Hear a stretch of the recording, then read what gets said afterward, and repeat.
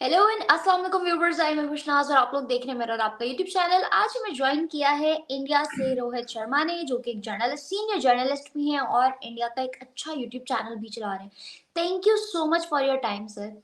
नमस्कार, thanks a lot for calling me. मैं विश जी आपके चैनल पर।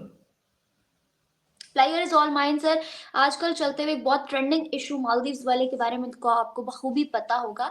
उस इशू के बारे में डिस्कस करेंगे। कहानी पहुंची नरेंद्र मोदी तक और फिर उन्होंने किया एक विजिट भी, जिसके बाद चीजें बहुत हद तक सामने आने लगी। इंडिया ने किया बायकॉट, जो कि इंडिया की यूनिटी शो कर रहा था, लेकिन अब मालदीव्स की जानिब से स्टेटमेंट्स आने लगी हैं। अपॉलोजी भी कर ली उन्होंने उनके प्रेसिडेंट को, उनके कुछ मिनिस्टर्स को लेके कुछ एक्शन, स्ट्रिक्ट एक्शंस भी लिए गए। और दूसरी जानिब Maldives association of travel agents और टूर ऑपरेटर्स ने अपील की है कि बराए करम दोनों के रास्ते खोले जाएं, क्योंकि इंडिया के नाराज होने से बहुत हद तक मालदीव को लॉस जा रहा था।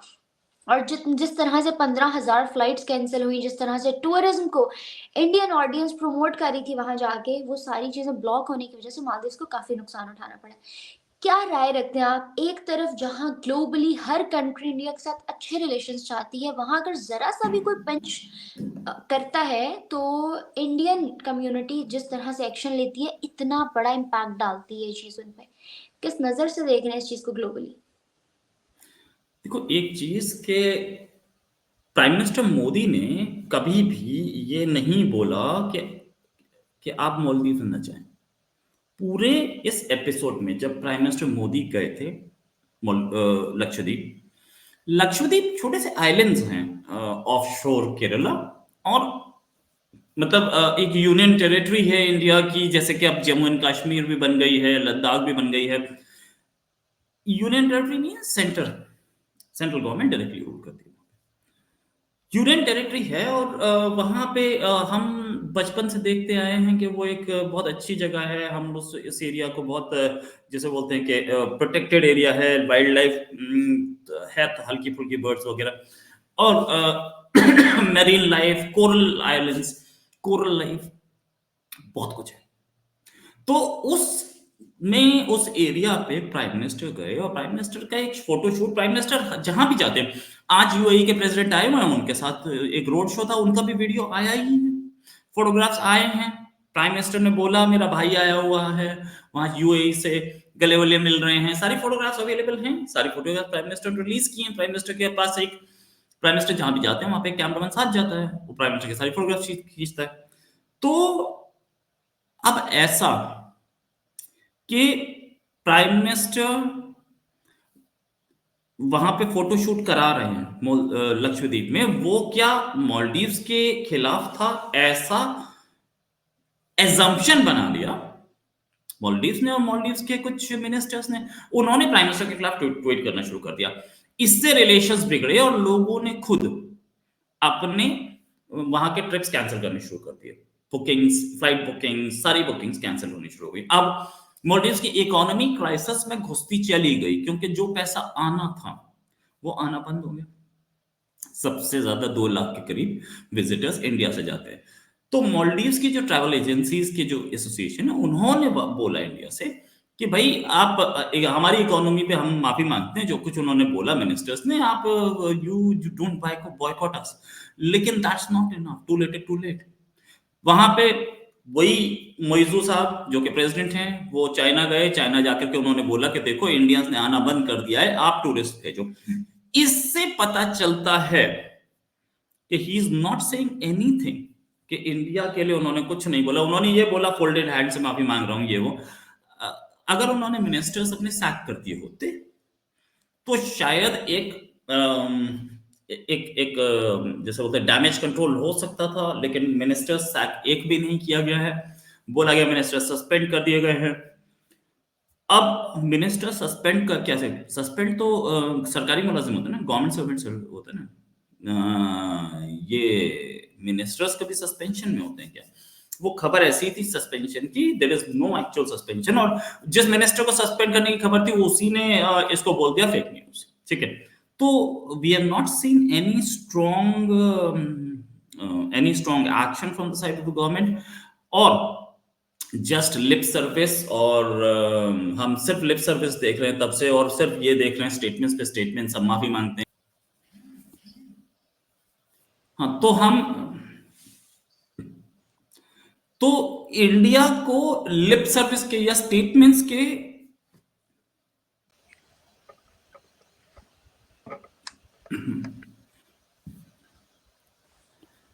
तो हाँ, इंडिया को अब तक वर्ड्स के सिवा कुछ मिला नहीं है, और जो मालदीव के प्रेसिडेंट हैं वो जा करके चाइना से बोल रहे हैं कि हमारे पास आप टूरिस्ट भेजिए। तो इससे पता लग रहा है कि he is adamant on it. उनकी अब तक का कुछ भी हमें बहुत अच्छा नहीं दिखा है। उन्होंने इंडियन ट्रूप्स को निकालने की बात की, हालांकि प्राइम मिनिस्टर मोदी उसको कहीं ना कहीं से घुमा फिरा के निकाल गए कि ठीक है, we talk about it no. अच्छा, लेकिन उनकी जो विजिट्स हैं, पहले विजिट उन्होंने टर्की की, क्यों की मुझे नहीं पता है। उनको खुद भी नहीं पता है कि उन्होंने पहले विजिट टर्की क्यों की। और टर्की और इंडिया के रिलेशन बहुत अच्छे नहीं है, साफ पता है। ठीक है, जितने भी इससे पहले प्राइम मिनिस्टर आते थे सारे सबसे पहले विजिट इंडिया करते थे, और इंडिया ने ये बोला भी भाई तुम अपनी तुम्हारी खुद चलाओ। लेकिन वो कहीं ना कहीं इंडिया को एंटेगनाइज करने का काम कर रहे हैं, ऐसा ही एंटेगनाइज कर रहे हैं जैसा कि उनके कुछ करीबी दोस्त या जैसे बोलते हैं नेक्स्ट डोर नेबर श्रीलंका ने किया था। और उसमें वो डेट ट्रैप में फंस गए चाइना के, और डेट ट्रैप में फंसने के बाद उनकी हालत ये हो गई कि उस कंट्री के प्रेसिडेंट्स हाउस में स्विमिंग पूल में लोग खड़े थे, लोग स्विमिंग पूल में नहा रहे थे और ऐश ले रहे थे। ये चीज हुई। तो इस चीज को हम अब आगे आने वाले टाइम में क्या होगा, कैसे होगा, we'll have to look into it। But then अभी तो एक स्टैंड ऑफ कंटिन्यू करता दिख रहा है, जिसमें मॉलडीव के बहुत सारे मिनिस्टर्स ने भी बोला है, बहुत सारे ऑपोजिशन के लीडर्स ने बोला है कि हमें माफी मांगनी चाहिए। लेकिन अभी तक मॉलडीव के प्रेसिडेंट या मॉलडीव की गवर्नमेंट माफी मांगने के या कोई एक्शन लेने के मूड में नहीं दिख रही है। हाँ, ये बात जरूर है कि लक्षद्वीप का इसमें फायदा हुआ है। लक्षद्वीप में 2 होटल्स टाटा ग्रुप बनाने जा रहा है, और इजराइल टाटा ग्रुप 2 होटल्स बनाने जा रहा है। इजराइल वहां पे डिसैलिनेशन प्लांट लग रहा है, इंटरनेशनल हेल्प लक्षद्वीप के लिए पोर इन कर रही है। लक्षद्वीप को इंडिया खुद भी खड़ा कर सकता है, कोई प्रॉब्लम नहीं। और हमारे पास एक आइलैंड्स और हैं जिनका नाम है अंडमान निकोबार आइलैंड्स, वो भी बहुत सुंदर हैं। तो हम we have a huge range of islands। so Lakshadweep के इस केस में नुकसान लक्षद्वीप का ही होता दिख रहा है अब तक। तो ये जो आपने टाटा ग्रुप्स वाली न्यूज दी, आपको नहीं लगता इसके पीछे कोई पॉलिटिकल माइंड है? टाटा ग्रुप आज से नहीं है, बट प्राइम मिनिस्टर मोदी के टाइम से तो नहीं है। आजादी से पहले टाटा ग्रुप की टाटा आयरन स्टील मिल लगी थी, और अब भी वो टाटा स्टील के नाम से ऑपरेट करती है। आजादी से भी बहुत पहले से टाटा ग्रुप के होटल्स हैं। वो होटल जिस होटल में आग लगी थी मुंबई अटैक के दौरान, वो टाटा ताज मुंबई, वो टाटा ग्रुप का होटल है। दिल्ली में उसके 2 ताज होटल्स हैं। और वो होटल जो था पाकिस्तान के, जिसमें आग लगी थी, जिसमें पाकिस्तानी आतंकवादियों ने आके आग लगाई थी, तो उन्होंने अपनी हिस्ट्री को भी जलवाया था साथ में। वो जो ताज होटल था, वो ताज होटल मोहम्मद अली जिन्ना को बहुत पसंद था, और मोहम्मद अली जिन्ना की सारी पार्टीज उस ताज होटल में होती थी। तो ये एक चीज है कि टाटा ग्रुप किसी के प्रेशर में नहीं आता। टाटा ग्रुप अपना बिजनेस जानता है, और वो इतने 100 साल से ऊपर से वो बिजनेस में है, तो they know it what they are doing. वो लोग अपने होटल्स हर जगह बनाते हैं। उनके hotels from Kashmir to Kanyakumari मिलेंगे आपको। और 5 स्टार होटल्स में एक एक उनकी एक चेन और है उनकी, जिस चेन को आप बोलते हो इकोनॉमी होटल्स जिंजर। जिंजर आपको हर जगह मिलेंगे, अभी हाल में शुरू की है चेन, पहले से उनके ताज ग्रुप है। तो टाटा ग्रुप किसी प्रेशर में नहीं होता। हाँ, ये जरूर है कि हाँ, लोगों ने देशभक्ति में या पेट्रियोटिज्म में जो बोले आप, मॉलडीव्स के टिकट्स को कैंसिल कर दिया, और लक्षद्वीप जाए ना जाए, लेकिन मॉलडीव्स कैंसिल कर दिया। दे हैव कैंसिल करीब 10,000 से ज्यादा कैंसिलेशन हैं, और 2 लाख तो इंडियंस जा ही रहे थे। तो 10,000 कैंसिलेशन बहुत मायने रखते हैं एक छोटे से आइलैंड के लिए। एक और न्यूज, यूएई के प्रेसिडेंट की बात की जाए, उन्होंने विजिट किया इंडिया, और इंडिया के प्राइम मिनिस्टर के साथ रोड शोज हो रहे थे। आप देखिए किस तरह से ग्लोबली जो है नरेंद्र मोदी जी इंडिया को फैला रहे हैं, किस तरह से इंडिया से जुड़ने वाले लोग किस हद तक जो है पैट्रियोटिक होते जा रहे हैं। किस नज़र से देख रहे हैं आप इसको?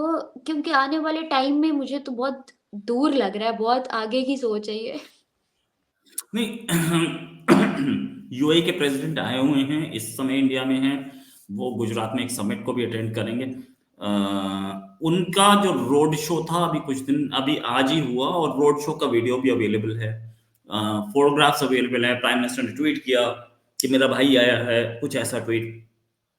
और एक ऐसे टाइम पे जब यूएई इंडिया से दोस्ती रख रहा है, ये वही यूएई है जो बाबरी मस्जिद डिमोलिशन हुआ था तो इन्होंने तेल देने से मना कर दिया था, ठीक है। उसके पड़ोस में सऊदी अरेबिया है, वो भी तेल देने से मना कर रहे थे।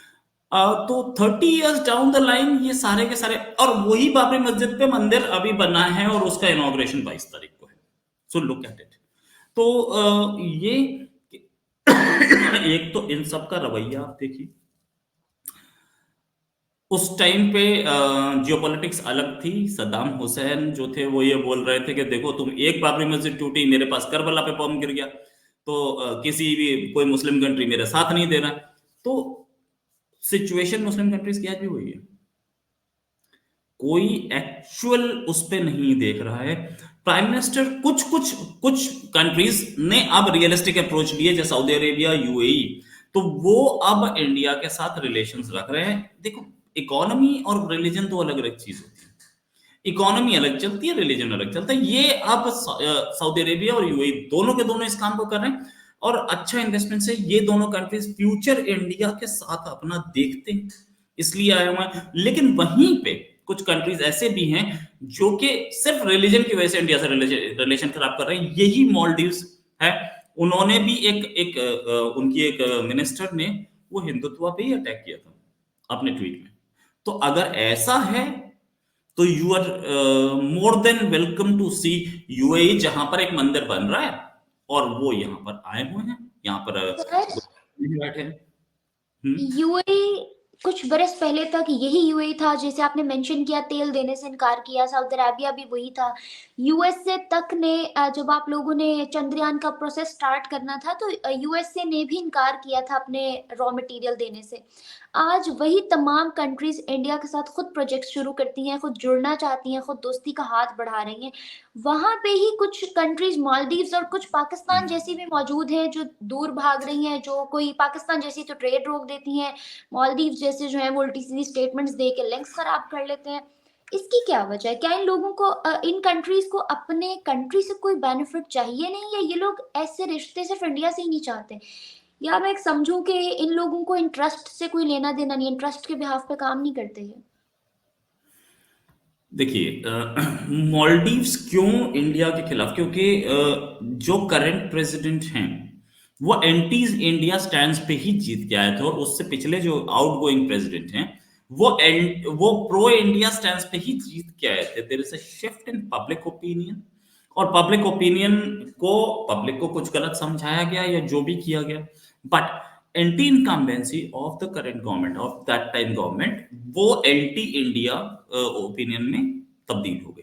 ठीक है, लेट देम हैव इट, वो करें जो करना चाहते हैं, हमें कोई प्रॉब्लम नहीं है। लेकिन ऐसी कुछ ओपिनियन श्रीलंका में तब्दील हुई थी, और आज श्रीलंका को बिल्कुल लिटरली इंडिया ने $50 मिलियन रह गए थे श्रीलंका के बैलेंस में, श्रीलंका के पास करंट अकाउंट में, या जैसे बोलिए कि फॉरेन एक्सचेंज रिजर्व्स में $50 मिलियन, जो कि शायद श्रीलंका जैसे कंट्री के लिए एक दिन का भी खर्चा नहीं होता। ठीक है, तो अगर इतनी इस बुरी हालत में श्रीलंका पहुंच गया था तो उसको वहां से निकाला किसने? उसको बिलियंस ऑफ डॉलर्स किसने दिया? उसको खाना तेल किसने दिया? इंडिया ने दिया। तो यही चीज अब मालदीव में हम रिपीट होती देख रहे हैं। मालदीव्स को जब पानी की प्रॉब्लम थी, जब उनका डिसैलिनेशन प्लांट चल गया था, तो उन्होंने इंडिया से हेल्प मांगी थी, और इंडियन शिप्स भागे भी थे लेके। इंडियन दो ट्रांसपोर्ट एयरक्राफ्ट आर्मी के, इंडियन इंडियन एयरफोर्स के, वो रश किए गए थे पानी के साथ वहां पर, और वहां पहुंच के काम शुरू हुआ था। तो ये वही मॉलडीव्स है जिसको हम लोगों ने बहुत सपोर्ट किया है। ऑपरेशन कैक्टस ही नहीं, 2014 में भी वहां पे एक कू की सिचुएशन आ गई थी, तो उनके प्रेसिडेंट भाग करके इंडियन हाई कमीशन में ही घुसे थे। इसी मालदीव्स को जब सुनामी आई थी तो इंडिया सुनामी का सेकंड लार्जेस्ट विक्टिम था। इंडिया में सबसे ज्यादा लोग मरे थे, सेकंड लार्जेस्ट। ठीक है, इंडिया ने इसी मालदीव्स को रसद पहुंचाई थी, इसी मालदीव्स को हेल्प भेजी थी सुनामी के टाइम पे। तो ये जो कुछ भी था, वी डिड फॉर देम। पुराने दिन भूल गए हैं, भूलने दीजिए, कोई प्रॉब्लम थोड़ी है। They have to come into the ambit, वो वापस आएंगे। ये हम उनको जाने से मना नहीं करते, let them go, but they and come. What about Pakistan? Pakistan तो ट्रेड भी रोक दी थी। देखो, पाकिस्तान की बात अलग है। पाकिस्तान तो मैं, जो कंट्री ये बोले कि हम घास खाएंगे लेकिन इंडिया से दोस्ती नहीं करेंगे, और अल्टीमेटली घास खाने लग जाए, तो फिर उसमें कोई क्या कर लेगा? फिर उसमें कोई कुछ नहीं कर सकता ना। जब आपके पास आटा नहीं है, आज ही मैंने एक प्रोग्राम किया है, 450 रुपए दर्जन अंडे मिल रहे हैं, और इंडिया में क्या रेट है? जमीन है। मैं अभी कुछ दिन पहले 190 रुपए के लेके आया हूँ 30 अंडे। ठीक है, तो ये जमीन आसमान का फर्क है रेट का। तो अगर नहीं आपने खरीदनी है 450 रुपए के अंडे, तो खरीदिए, हम कम मना कर रहे हैं। तो इंडिया में 10 रुपए किलो आलू मिल रहा है, पाकिस्तान में 150 रुपए किलो, 200 रुपए किलो पहुंच रहा है। प्रॉब्लम, बात यही है, राइट? दिल के अरमा आंसुओं में बह गए, हम वफा करके भी तन्हा रह गए। ये तो वही मतलब कुछ लोग ये बोल रहे थे कि भाई देखो कितना गलत है, कि अगर हमारा पार्टीशन नहीं हुआ होता तो आज हम भी 10 रुपए किलो आलू खरीद रहे होते। एक आज दिन हम मैंने भी अपना, या एक दिन मैंने यही वाला शेर अभिषेक सर के सामने बोला, हम वफा करके भी तन्हा रह गए। कहते तुम लोगों ने सब किया, वफा नहीं की। तो देखो, सच तो ये है कि टू नेशन थ्योरी में ही गड़बड़ थी। और टू नेशन थ्योरी आज हम 75 ईयर्स डाउन द लाइन, हम तो पहले दिन से मान रहे थे कि गलत था पार्टीशन, लेकिन आज पाकिस्तानी इस बात को मानने लगे। शायद ये कहीं ना कहीं अच्छे की ओर ले जाएगा। हम दोनों कंट्रीज दोबारा यूनाइट भले ही ना हो, ट्रेड कर सकते हैं आपस में, एक दूसरे को हेल्प कर सकते हैं। जो हम वाया दुबई ट्रेड करते हैं वो हो सकता है। तो पाकिस्तान को इसके लिए बहुत कुछ करना पड़ेगा। अब यहाँ पे भी एक इंडिया में फीलिंग है कि नहीं, हमें ट्रेड ही नहीं करना पाकिस्तान से। तो जब भाई वेस्टेड इंटरेस्ट हैं, हर जगह के हैं, तो ठीक है, फाइन। बट देन इंडिया के रेट्स जो हैं वो इस समय भी आटा अगर आप देखो तो कहीं हाँ, आई पच्चीस एग्री, तीस रुपए kilo products are very cheap there. तो ये वाली चीज देख के तो वाकई अफसोस होता है। इंस्टाग्राम पे लोग आके कमेंट्स कर रहे होते हैं, आपकी रील्स देख के लगता है पार्टीशन का गलत डिसीजन था। तो अभी भी ऐसे लोग हैं जो प्यार करते हैं, लेकिन साथ साथ ऐसे लोग भी हैं जो स्टिल दे आर एक्सट्रीमिस्ट, और ऐसे पाकिस्तान में भी मौजूद हैं, इंडिया में मौजूद हैं। और at the end we can just hope कि चीजें जो है सेटल डाउन हो जाएं। कोई एक बात कुछ आप जो कहना चाहे मेरी ऑडियंस को eight the and, wind up करते हैं इसको। बट बस यही है कि मालदीव्स एक डेवलपिंग स्टोरी है, डेवलपिंग खबर है। मालदीव्स पे हमारी पैनी नजर रहेगी, और ये पैनी नजर ऐसे नहीं रहेगी, ये पैनी नजर कुछ दिन रहे नहीं, कुछ महीने नहीं, कुछ साल रहेगी। लेकिन अल्टीमेटली ये पता चलेगा कि मालदीव्स वही हाल होगा मालदीव्स का जो श्रीलंका का हुआ था, जहां पर राजपक्षे के घर के अंदर लोग घुस गए थे, और घुसने के बाद 2 प्लेन चाइना से चले थे जो इंडिया लैंड किए थे, लेकिन राजपक्षे ब्रदर्स नहीं भाग पाए। फिर वो कराची लैंड किए, 12 घंटे कराची खड़े रहे, वो फिर भी नहीं भाग पाए। फिर वो सऊदी अरेबिया चले गए प्लेन, और वो प्लेन वापस चले गए, राजपक्षे ब्रदर्स भाग नहीं पाए। कहीं ऐसा ना हो। चलें जी, देखते हैं क्या होता है। बाकी thank you so much sir for joining us, thank you so much audience for viewing us. बहुत अच्छा लगा आपसे बात करके, और होपफुली हमारी ऑडियंस को भी सेशन का मजा आया होगा। Thank you so much. Further videos के लिए कमेंट सेक्शन में सजेशंस करते रहिएगा। सर के चैनल को लाइक शेयर सब्सक्राइब करना बिल्कुल मत भूलिएगा, और मेरी भी आने वाली वीडियोस देखने के लिए सब्सक्राइब का बटन जरूर दबाइएगा। Thank you so much, good bye, take care. फिर मिलते हैं नेक्स्ट में, तब तक के लिए अल्लाह हाफिज़।